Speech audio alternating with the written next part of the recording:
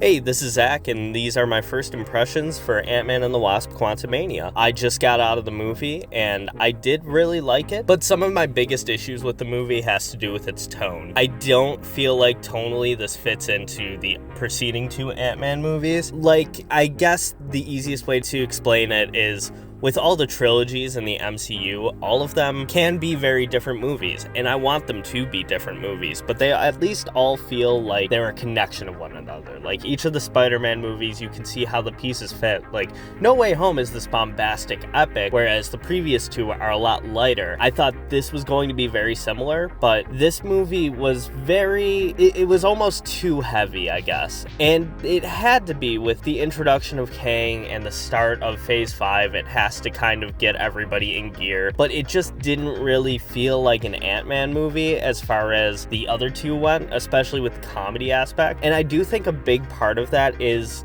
that you could have probably guessed from the trailer, a majority of this movie takes place in the quantum realm, which I do really enjoy, but it kind of takes a while to get started and to figure out what we're going to be doing in the movie. It does take a little while to get to Kang, which I was a little disappointed in, but besides that, I feel like a lot of my big criticisms of the movie are more spoiler-based and character-based. Some of the things that I didn't really care for is I feel like we don't really have the supporting characters that we've grown to know and love from the first two Ant-Man movies, which is, you have like Scott Lang's crew of criminals that he's friends with, and then on top of that, you have his ex-wife, her husband. We do get a brief cameo from Jimmy Woo. I feel like that part's nice, but he's not really in the movie for more than 5 seconds of screen time, and he doesn't have any dialogue. With those elements missing, I thought they were going to make up for it with these Guardians of the Galaxy looking characters that we saw in the trailer from the quantum realm, but none of them really go beyond having a couple lines of dialogue here and there.